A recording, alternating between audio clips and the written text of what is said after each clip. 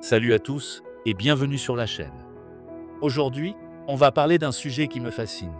Les trois portes de la libération, un concept central du bouddhisme.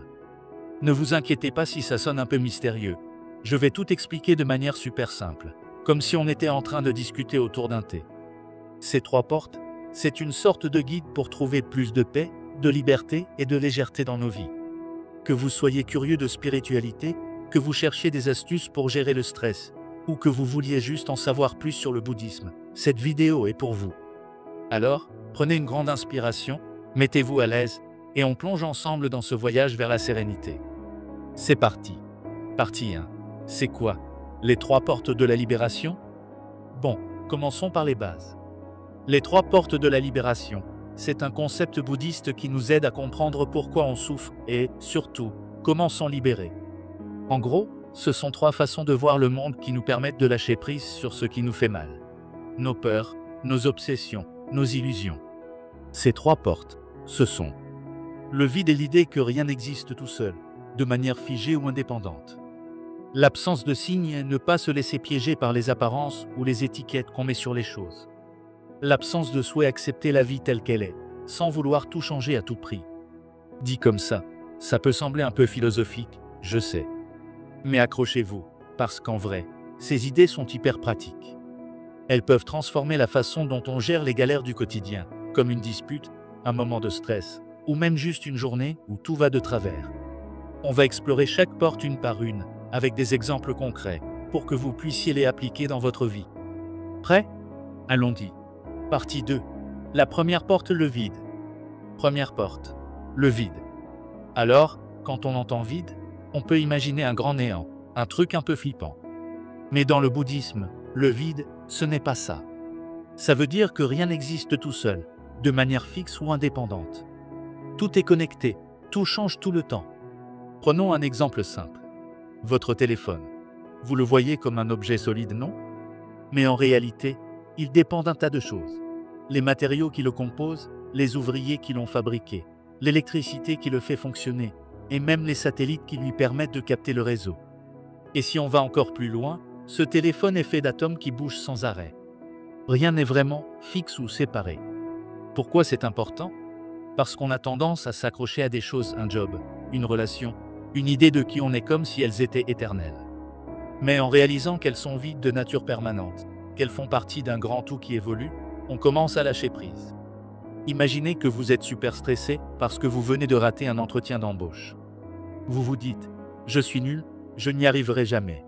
Mais avec l'idée du vide, vous réalisez que cet entretien, ce moment, vous dans cette situation, ce n'est pas toute votre histoire. C'est juste une petite partie d'un grand puzzle qui change constamment. Votre valeur, votre vie, c'est bien plus grand que ça.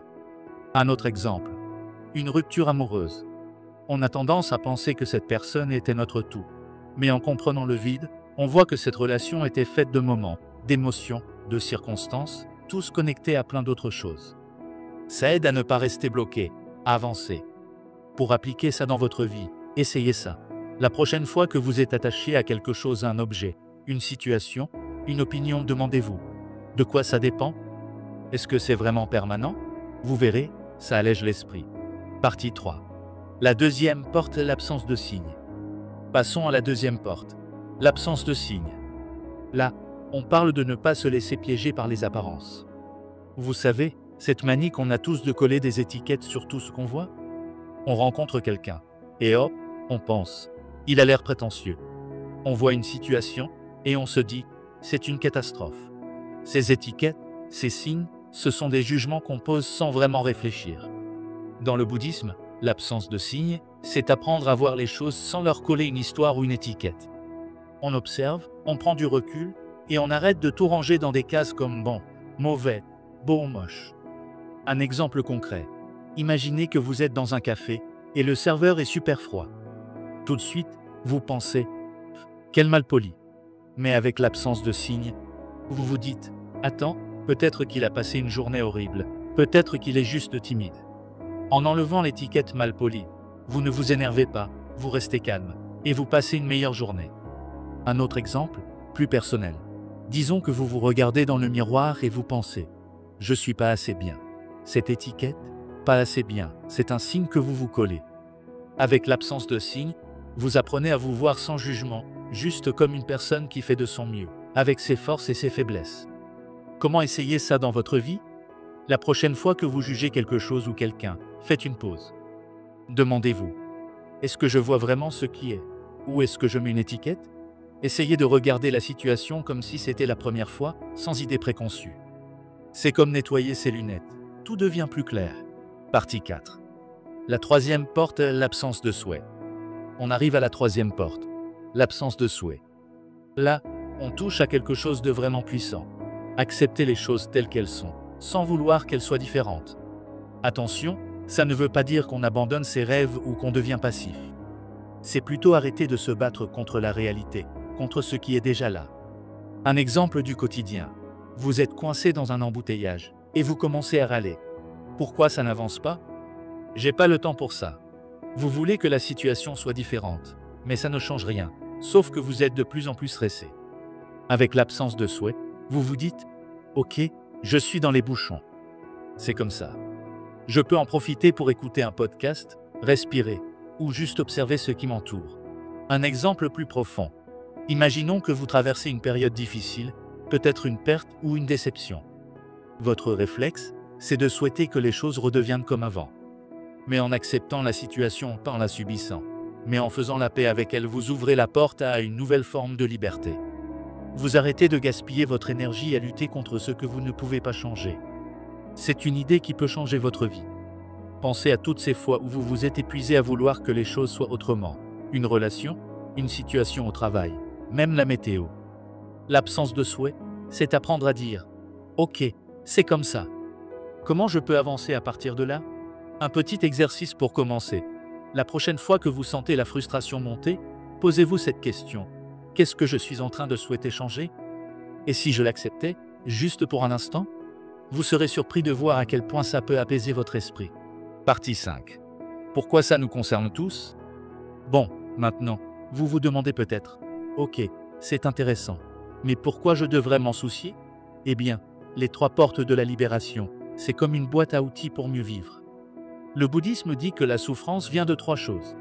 Notre attachement à ce qu'on pense être permanent, nos jugements hâtifs sur le monde, et notre résistance à la réalité. Ces 3 portes, le vide, l'absence de signe, l'absence de souhait, sont des clés pour déverrouiller ces chaînes. Ce qui est génial, c'est que vous n'avez pas besoin d'être bouddhiste, de méditer des heures, ou de vivre dans un monastère pour utiliser ces idées. Elles s'appliquent à tout le monde, dans les petites et grandes galères de la vie. Par exemple, vous vous disputez avec un proche? Pensez au vide. Cette dispute n'est qu'un moment, pas toute votre relation. Vous stressez à cause d'un commentaire négatif? Utilisez l'absence de signe. Ce commentaire ne définit pas qui vous êtes. Vous vous sentez coincé dans une situation? Essayez l'absence de souhait. Acceptez ce qui est et cherchez comment avancer.